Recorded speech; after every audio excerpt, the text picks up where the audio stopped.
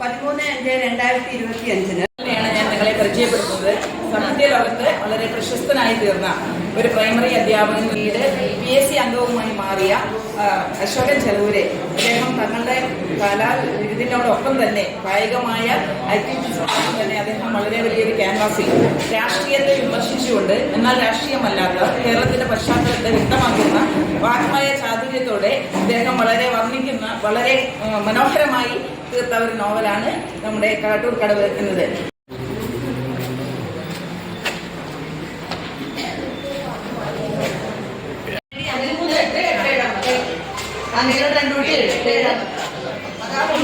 അത് 3 അളവിലാണ് ചെയ്തത്. 3 ഞാൻ എടുത്തിട്ടുള്ളത് 3 അളവിലാണ് ചെയ്തത്.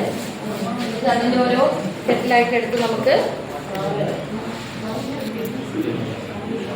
ഇംഗ്ലീഷിന്റെ ഒരു വേർഡ്ഫുൾ ഗെയിമാണ്.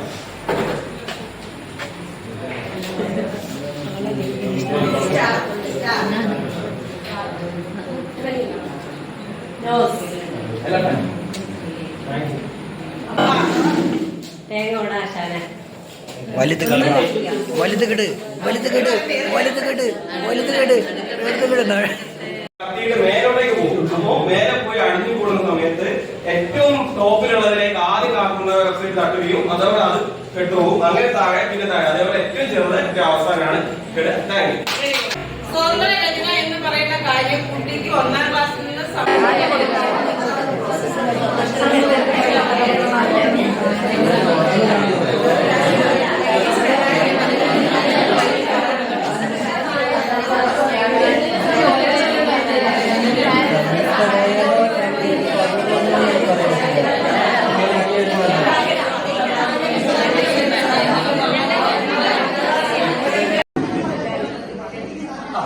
അതിനെ ഞങ്ങൾ മാസികയാക്കി മാറ്റിയിരിക്കുന്നു.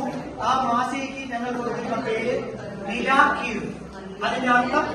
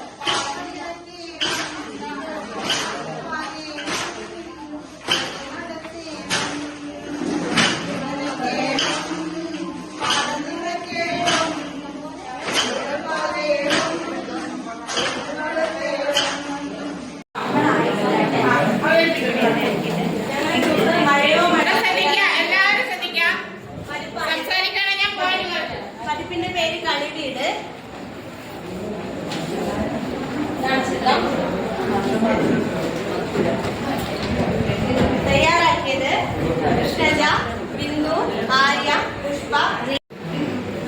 കുഞ്ഞുവീടിന്റെ ആകാശയാത്ര. കുഞ്ഞുവീട് പറക്കാൻ തുടങ്ങി. പറന്നു പോകുമ്പോൾ താഴെയതാ സ്കൂളിന്റെ മുമ്പിൽ കുറെ കുറുമ്പന്മാർ കളിക്കുന്നു. ഹയ്യട ഹയ്യ, എന്റെ ഇവിടെ ഇറങ്ങാം. അങ്ങനെ കുഞ്ഞുവീട് മെല്ലെ വീട് എന്നുള്ള ആശയം കിട്ടുന്ന തരത്തിലുള്ള എല്ലാ തരത്തിലുള്ള ഡിസ്കൗണ്ട്സും ഉൾക്കൊള്ളിച്ചുകൊണ്ട് ആ വീട് എന്നുള്ള ആശയം വളരെ ആഗസ്റ്റിന്റെ പേര്. ഈ സംഘം നിങ്ങൾ നേരത്തെ കണ്ടതാണ്. ഇതിൽ പങ്കെടുത്തവര് നല്ല കൂട്ടുകാർ. അപ്പുവും കണ്ണനും മീനുവും അടുത്ത കൂട്ടുകാരായിരുന്നു. അവർക്ക് യാത്രകൾ പോകുവാൻ ഒത്തിരി ഇഷ്ടമാണ്. വീടിനടുത്തുള്ള പാർക്കിലേക്ക് ഒരിക്കൽ അവർ യാത്ര പോയി. അങ്ങനത്തെ പുതിയ പുതിയ നമ്മുടെ പാഠപുസ്തകത്തിലൊന്നും അവരുടെ അധികം ഇതില്ല. അതൊക്കെ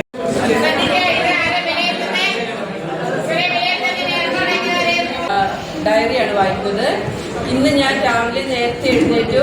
ഇന്ന് എന്റെ പ്രിയ കൂട്ടുകാരി അമ്മിണിപ്പൂച്ചയെ വിരുന്നിന് വിളിച്ച ദിവസമായിരുന്നു. എല്ലാ കാര്യങ്ങളും നേരത്തെ ചെയ്യാൻ തുടങ്ങി. ദോശയ്ക്ക് അരി. മധുരം രുചികരം. മധുരം എപ്പോഴും രുചികരമാണ്. അതുപോലെ തന്നെയാണ് ഇതിന്റെ ഉള്ളടക്കവും. ഒരു നല്ലൊരു സാങ്കല്പിക ഡയറി അവതരിപ്പിച്ചിട്ടുണ്ട്. വർണ്ണക്കൂട്ട്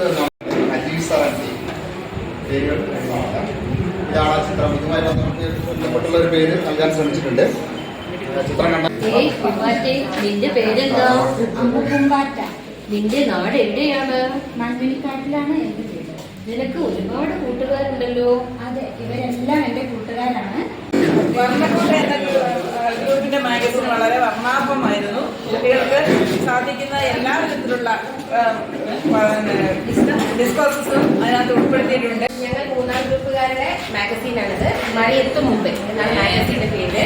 അതെന്തുകൊണ്ട് ആ പേരിലേന്ന് കണ്ടാൽ തനിച്ചിത്രം നോക്കിയാൽ നമുക്ക് മനസ്സിലാവും. മഴ പെയ്യുന്നതിന് മുമ്പുള്ളൊരു സാഹചര്യം. മഴ മാനത്തും മനസ്സിലും അവധിക്കാലം എത്തി. രാമുവും മീനുവും സന്തോഷത്തിലാണ്. രാമു, നമുക്ക് കളിക്കാം.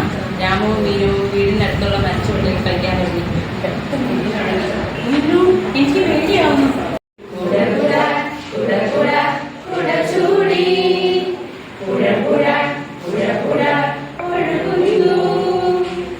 പിന്നെ ആ കഥ വായിച്ചത് നല്ല കഥയാണ്.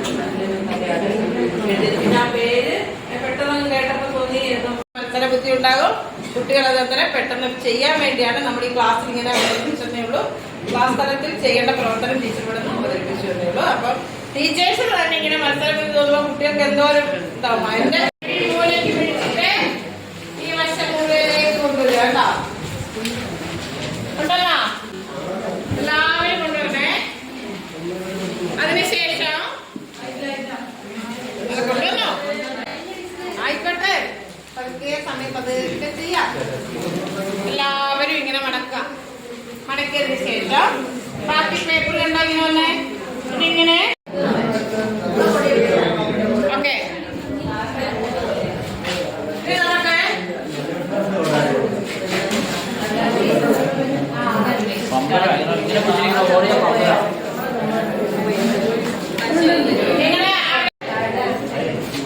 ഇതിൽ കയറിയിട്ട് ഇവിടെ നിന്നുകൊണ്ട് അത് തട്ടിയിടണം. അത് തട്ടിയിട്ടാൽ 10 പോയി.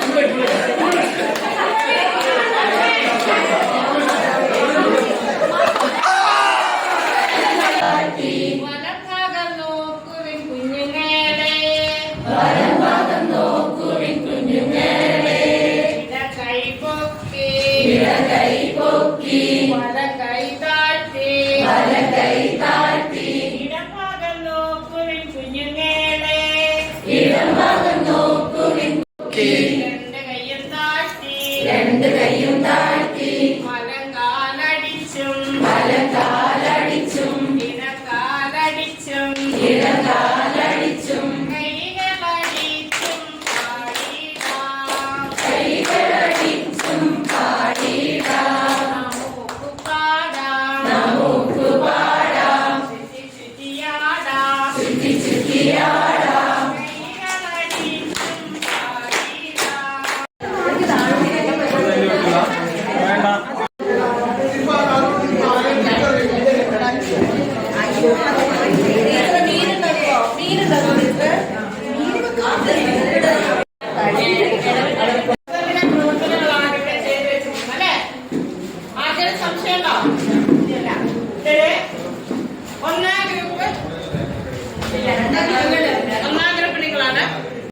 കൃഷിപ്പണിക്ക് യോഗ്യമായ കൃഷിപ്പണിക്ക് ഉപയോഗിക്കുന്ന വിവിധ ഉപകരണങ്ങൾ, വിവിധ തരം കാർഷിക വിളകൾ,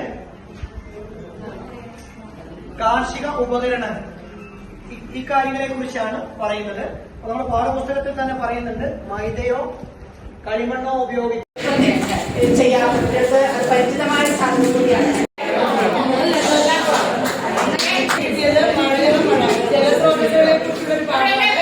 അതുകൊണ്ട് ശരിക്കും നിർമ്മാണ പ്രവർത്തനങ്ങൾക്ക് അതിന് വലിയ സാധ്യതയില്ല.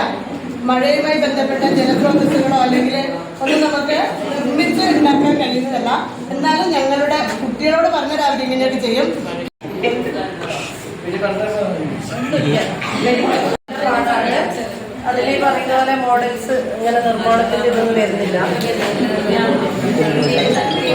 അത് എന്താണ് എല്ലാ ആളുകളും ഉൾപ്പെടുത്തിയിട്ടുള്ള ഈ ഒരു ചിത്രത്തിൽ വരുന്നെല്ലാം ഞങ്ങൾ ഉൾപ്പെടുത്തി ചെയ്യാൻ ശ്രമിച്ചിട്ടുണ്ട്. പലഹാരങ്ങള് വളരെ മികച്ച രീതിയിൽ അതെല്ലാം ചെയ്തിട്ടുണ്ട്. എല്ലാ സെക്ഷൻ തിരിച്ച് തന്നെ അവർ കഴിയുന്ന രീതിയിൽ ബന്ധപ്പെട്ടുള്ള നിർമ്മാണ പ്രവർത്തനങ്ങളാണ് ചെയ്തിരിക്കുന്നത്. പാഠഭാഗത്തിൽ കുപ്പി നിർമ്മാണം പോലുള്ള പ്രവർത്തനങ്ങളുണ്ട്. നമ്മള് ഞങ്ങൾക്ക് കിട്ടിയിരിക്കുന്ന സാധനങ്ങൾ വെച്ച് ഏതാണ്ട് 100% ആശയങ്ങളോട് 100% നീതി പുലർത്തുന്ന രീതിയിൽ ഞങ്ങൾ ചെയ്തിട്ടുണ്ട്. അത് കണ്ടാൽ മനസ്സിലാവും. ഒരു കമ്പി പറക്കും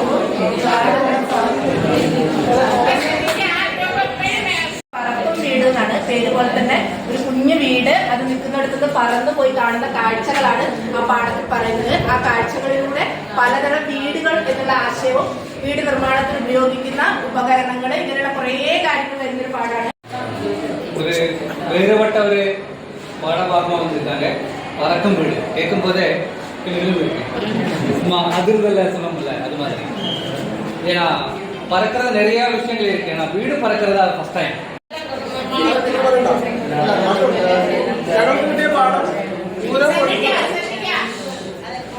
നമുക്കറിയാം പൂരപ്പറമ്പിൽ എന്തൊക്കെയുണ്ടോ അതൊക്കെ വേണമെങ്കിൽ നമുക്ക് ഉണ്ടാക്കാം. വളരെ സാഹസികമായിട്ട് ആനയുണ്ടാക്കി ആന പൂരം കഴിക്കുന്ന ചെറിയൊരു മയക്കത്തിലാണ്. പെട്ടെന്ന് കാണുമ്പോഴത്തേക്കും ഇവിടെ ചെയ്തു കഴിഞ്ഞാൽ കറക്റ്റ് തുമ്പി കഴിക്കുന്നതാണ്.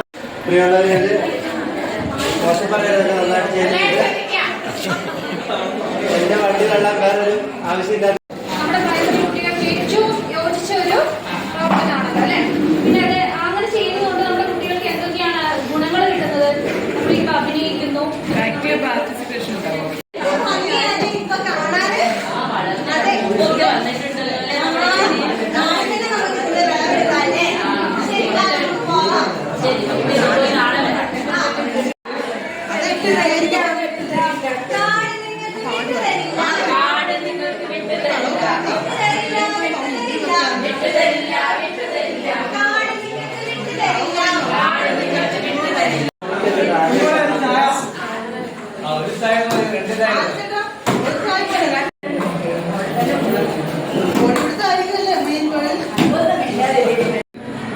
വിഷാംശം കൂടെ ഉണ്ട്. അത് പറഞ്ഞാൽ നമുക്ക് മനസ്സിലാവണ്ടേ? വിഷാംശമുള്ള ഈ പുളിയുള്ള മുന്തിരി തിന്നണ്ടായ പറഞ്ഞ ഓരോന്ന് പറയാണ്. പുളിയുള്ള മുന്തിരി കണ്ടപ്പോൾ എടുക്കുന്ന നടപടിക്രമങ്ങളും അതുപോലെ തന്നെ ആര് അതിനോട് പ്രതികരിക്കുന്ന രീതിയുമാണ് അവസാനം കൺക്ലൂഷനിൽ പറയുന്നത്. അല്ലെങ്കിൽ വേണേ പോയില്ല, മരകാലം പോയില്ല, എവിടെയും പോയില്ല. അല്ലെങ്കിൽ എനിക്കൊരു വീടില്ലടോ. കൊണ്ടുപോകാനോ കാട്ടിലേക്ക് സാരംഗ് ചോദിച്ചു. ഒരു നാൾ സാരംഗിനെയും കൂട്ടി ഇങ്ങനെ കാട്ടിലേക്ക് പോയി. ഏറ്റവും വലിയ കരയിലെ ഏറ്റവും വലിയ ജീവിയായ ആന കണ്ടോ?